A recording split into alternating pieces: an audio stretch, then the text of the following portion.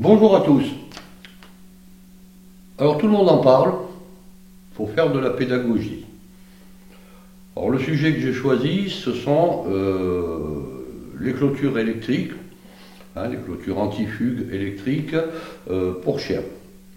Et avant de parler de ce fameux dispositif, ou de cet outil, qui sont comme beaucoup de dispositifs ou d'outils, des outils de sécurité à la base, on va essayer de se mettre un petit peu dans la tête d'un chien, ce qui veut dire que je vais vous demander d'essayer de mettre de côté toutes vos constantes humaines, toutes vos émotions humaines,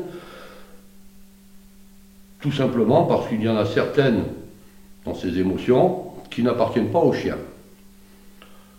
Donc on va partir sur quelque chose de basique. Savoir qu'un chien, déjà, lui, il apprend tout seul. Il apprend tout seul, il va apprendre de ses succès, il va apprendre de ses erreurs et de ses échecs, et il va apprendre aussi de ses profits. On se rappelle que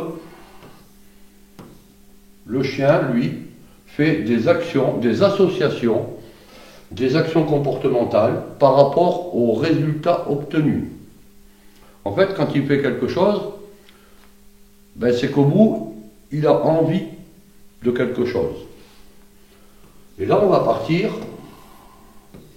déjà, dans la vraie vie, dans la vraie vie du chien, on va partir sur quelques exemples d'associations que le chien va faire par rapport à ses actions comportementales et aux résultats obtenus par rapport à ces actions comportementales. Je vous ai donné des exemples très basiques, très basiques. Je fais pipi, je suis un mâle, j'ai l'habitude de lever la patte, c'est quelque chose de naturel.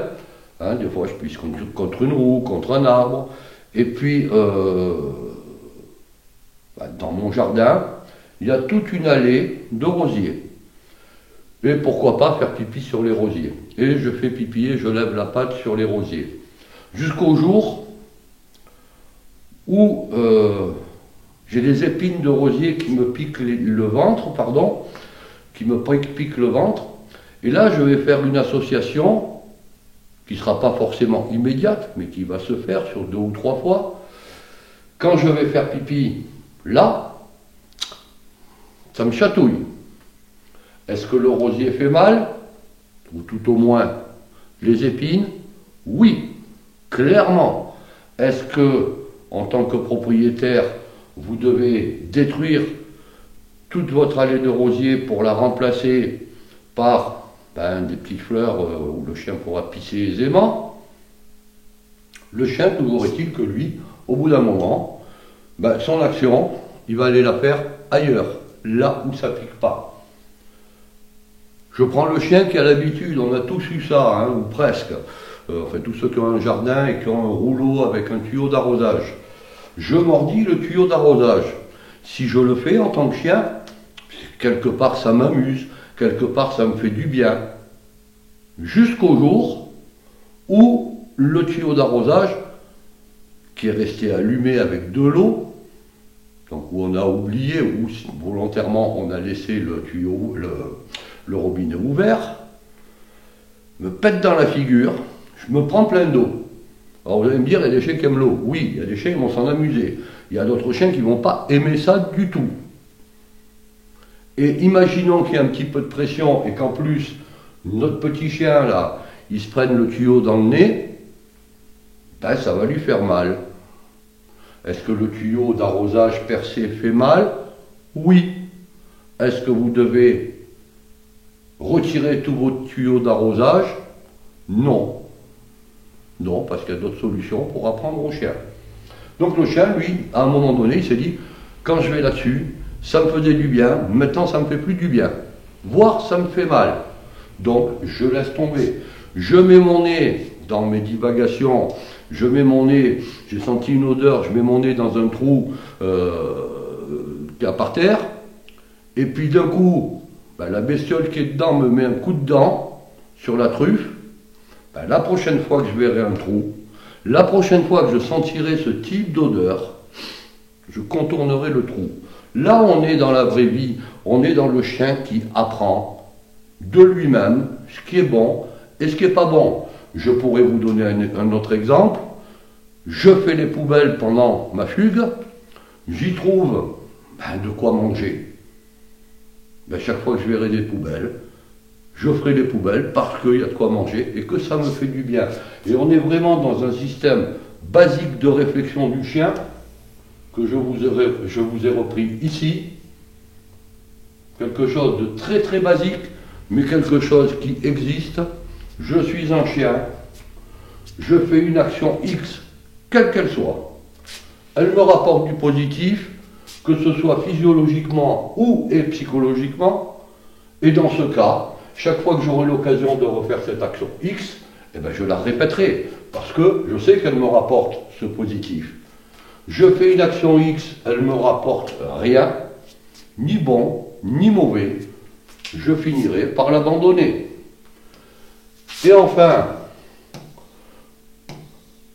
je fais une action X qui m'entraîne, qui m'apporte quelque chose de négatif, que ce soit psychologique ou physiologique, au bout d'un moment, j'abandonne. Ça, c'est de la théorie, mais c'est comme ça que ça fonctionne. Et je dirais même que, sur le dernier sujet, j'abandonne à condition que l'objet de ma convoitise soit inférieur à la problématique qui a été associée. Et c'est là où il faut quand même réfléchir un tout petit peu.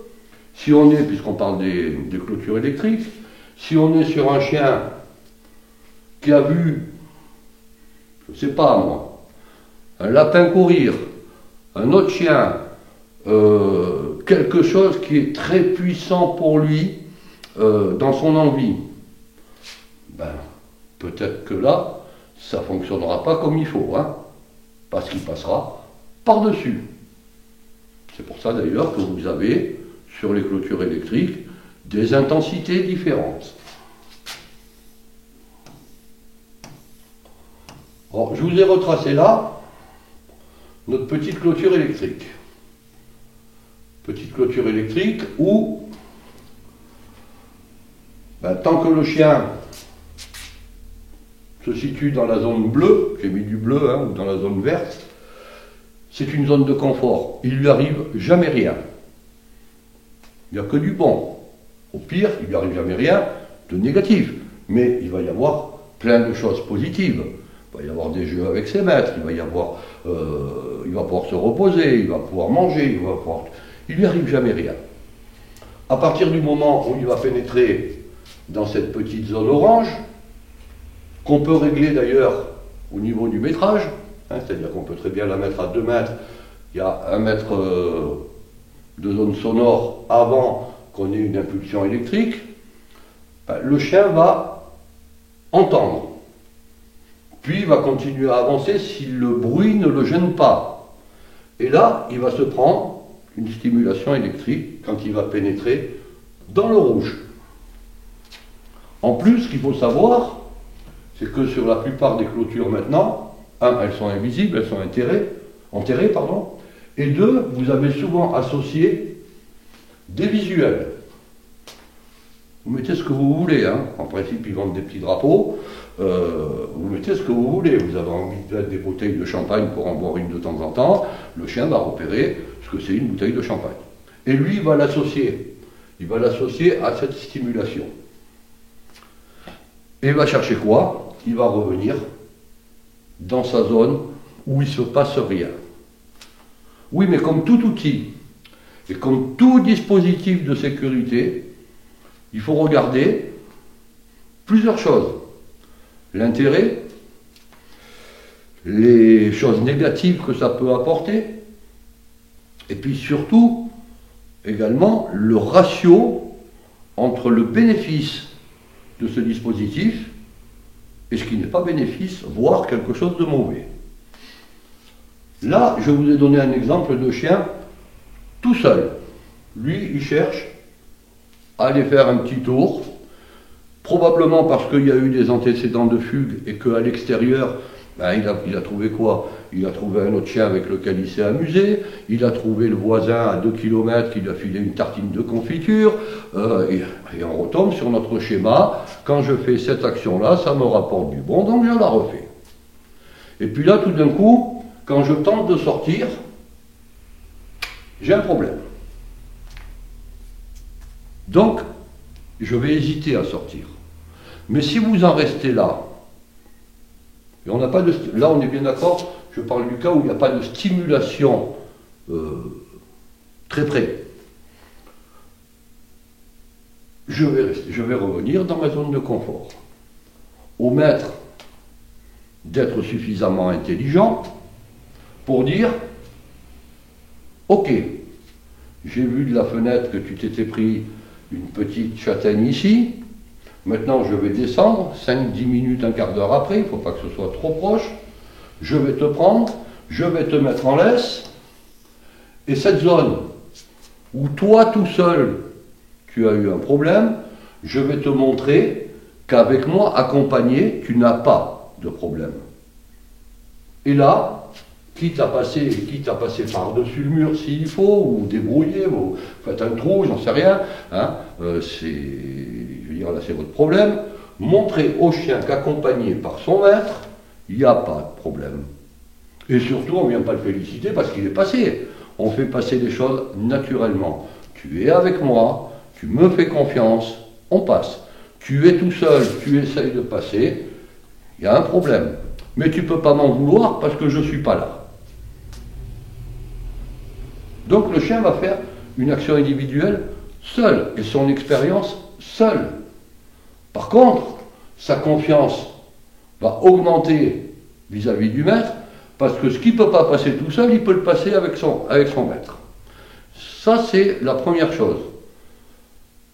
Autre chose maintenant, parce qu'il faut regarder toujours les... Je ne peux pas tout vous donner, parce que je pourrais décortiquer tout ça dans tous les sens, mais j'essaie de vous faire réfléchir. Il ne suffit pas de dire, allez, je lui mets un collier, je lui mets une clôture électrique, il se démerde. Non, c'est pas comme ça que ça fonctionne. Enfin, c'est pas comme ça que ça devrait fonctionner.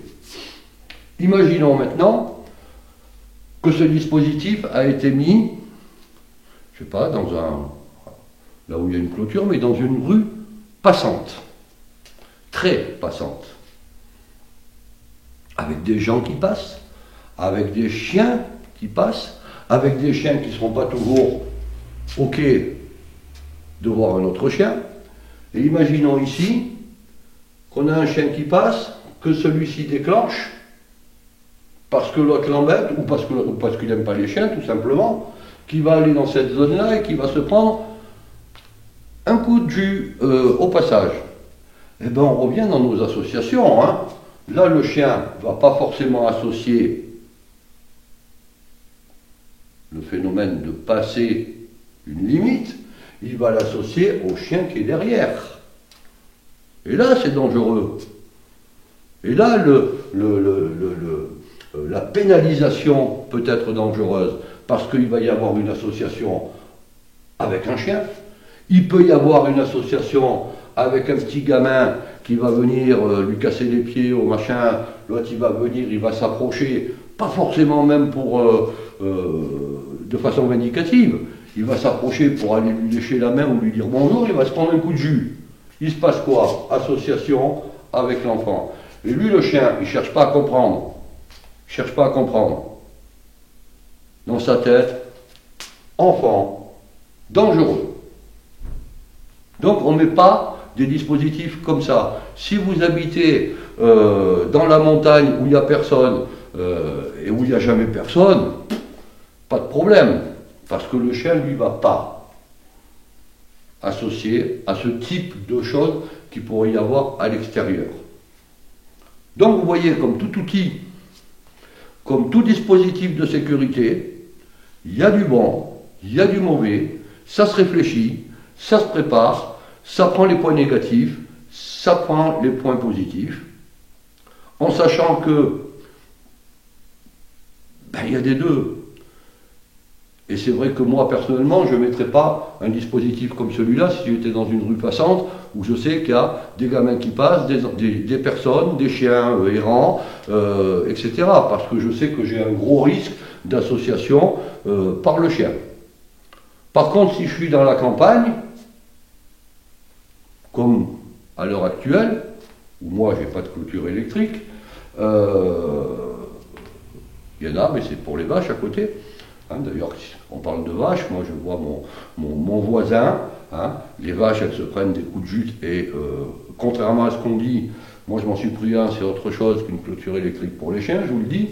Hein, donc il faut arrêter de prendre les gens pour des imbéciles de ce côté-là. Je veux dire, les vaches elles s'en prennent tout le temps. Et quand elles voient le monsieur arriver, elles vont toutes vers lui. Pourquoi? Parce qu'il n'y a pas eu d'association de la clôture électrique avec l'individu. L'individu, lui, il est source de bonheur, point barre. C'est lui qui donne à manger, c'est lui qui donne à boire, c'est lui qui nous parle, c'est lui qui nous fait de temps en temps une caresse, etc. Donc il n'y a pas cette association. Mais effectivement, quel est l'avantage? Moi j'en vois un d'avantage. Or, les problématiques que je vous ai données. C'est comme mon chien qui est fugueur. Et là, on peut parler de plein de choses. Ça peut être le chien qui a fait des expériences bénéfiques pour lui dehors. Ça peut être typique de certaines races. Oui, on n'est pas comme ça. Certaines races sont sujettes à fuguer. Pour aller explorer, pour aller chasser, pour aller faire ce que vous voulez. Et bien sûr, on ne va pas mettre une clôture électrique à un chien et un toutou qui est gentil et qui lui sort jamais de chez lui, hein, il reste là, il ne va jamais dehors. Voilà, il faut être un petit peu intelligent. Mais quand on a un gros fugueur, quel est le risque? Le risque, c'est que, on ne le retrouve pas, bien que la plupart du temps le chien revienne à la maison. On ne le retrouve pas. 2, ils se prennent une voiture ou un camion. 3, qu'ils fassent des mauvaises rencontres, un autre chien qui va être vindicatif, avec des bagarres, avec des blessures, voire davantage. Donc ces risques-là, ils existent. Et si j'étais dans ce cas de figure-là, d'un chien qui fugue, je préférerais à la limite qu'il se prenne un petit coup de jus que de le retrouver coupé en deux par un autre chien, par une voiture, par un camion, ou voir qu'il ait, lui, créé un accident parce qu'il est tombé sur quelqu'un qui en a eu peur parce qu'il était gros et qui a commencé à le menacer, et que le chien se soit défendu et ait mordu la personne. Et ça, ce sont des cas qui arrivent extrêmement facilement.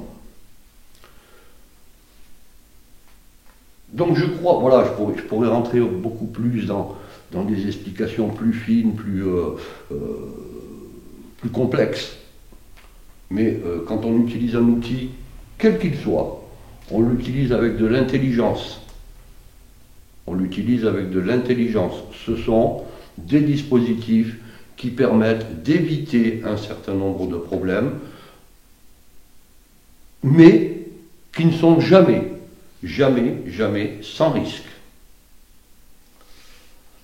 Voilà, je crois qu'on a fait à peu près le tour. Après, vous pouvez répercuter ça sur d'autres outils, d'autres dispositifs de sécurité, ce que vous voulez. Moi, je voulais vous parler de la clôture électrique, parce que souvent, je vois passer des commentaires, et la clôture électrique, et ceci et cela. Tout dispositif nécessite une bonne réflexion, et réfléchir correctement surtout, et pas réfléchir humainement, réfléchir comme un chien. Et ça, c'est le problème qu'on a aujourd'hui. Oui, il y a plein de choses qui font mal. Il y a plein de choses où le chien se fait mal tout seul. On ne va pas retirer tout ce qui pourrait lui faire mal, tout simplement parce qu'il ne faut pas qu'il ait mal. Je ne veux pas rentrer dans d'autres sujets. Ce que je voulais vous donner, c'était effectivement une explication de comment devrait être considéré un chien. Et surtout, encore une fois, avant de dire c'est bon, c'est pas bon, rien n'est bon, rien n'est pas bon. Surtout dans tout ce qui est dispositif de sécurité. Il y a toujours quelque chose. Il y a toujours un point. Après, quel est le bénéfice? Là, le bénéfice, clairement, sur le dernier cas, c'est j'évite que mon chien meure. Et pour éviter qu'il meure, j'ai pas d'autre solution. Si, j'ai d'autres solutions. Je préfère qu'il ait une petite châtaigne au passage, qui le dissuade de sortir tout seul. Alors oui, on va me dire, éducation. Éducation, je suis d'accord. Un chiot, on lui apprend, dès 2 mois, à l'arrivée, où elles sont les limites. Mes chiens connaissent les limites. Il n'y a pas de clôture chez moi. Il n'y a aucune clôture. Mon dernier chien, à 2 mois, il savait que à cet arbre-là, il ne fallait pas y aller. On faisait demi-tour. Que là-bas, il ne fallait pas y aller. On faisait demi-tour. Que le portail, quand il était ouvert, il ne fallait pas y aller. Sauf avec moi. Mais tout seul. C'est un apprentissage. C'est un apprentissage qui demande du temps. C'est un apprentissage qui est tranquille. Et c'est effectivement un apprentissage qui va donner de très bons résultats dans l'éducation. Mais dites-vous bien que quand vous éduquez, vous le faites la plupart du temps dans des zones protégées où il n'y a pas de stimulation extérieure. Et quand il y a une stimulation extérieure, il faut que vous ayez une obéissance vraiment parfaite pour que le chien qui a vu un autre chien là-bas, même s'il sait qu'il ne doit pas dépasser, que son envie soit pas supérieure à son devoir d'obéissance. Et là, on est dans un autre domaine. On est dans un autre domaine. Alors oui, éducation obligatoirement. D'ailleurs, si tout le monde éduquait son chien correctement, il y aurait quand même beaucoup moins de problèmes. Mais là, on parle de chiens fugueurs. Tout comme on pourrait parler de chiens qui ne répondent pas au rappel. Ils répondent au rappel. Zone protégée, pas de stimulation, rien du tout, kiki au pied, il revient, il s'assoit, il est comme ça, il vous regarde, il est beau. Et il va vous le faire 200 fois. Et la 201e fois, vous allez lui faire refaire, et le problème c'est que quand vous le rappelez au pied, il y a un chevreuil qui part sur le côté. Là, si vous n'avez pas fait le nécessaire correctement, le chien partira quasiment tout le temps sur le chevreuil. Il fera fi de votre obéissance. Et on n'est pas dans un cadre d'éducation, là. Parce que le chien, quand on lui dit kiki au pied, il l'a fait 200 fois, il sait ce que ça veut dire. Il y a eu du renforcement positif, ce que vous voulez, de la saucisse, du jeu, des caresses et tout ce qu'on veut. Donc la compréhension du mot par rapport à l'action qu'il doit faire, il la connaît parfaitement. La 201e fois, il ne faut pas me dire que le chien ne comprend pas. Il vous désobéit clairement. Et là, on est dans le cadre de la désobéissance. Et là, on est obligé, effectivement, de venir sur des apprentissages un petit peu plus hauts, parce que là, on le contredit dans ses actions, et surtout dans ses envies. Voilà, je ne vais pas m'attarder davantage, je vous ai fait un petit speech là-dessus. J'espère que ça aura éveillé chez vous, on va dire, quelques raisonnements. Et puis, on verra pour le prochain sujet. À très bientôt. Au revoir.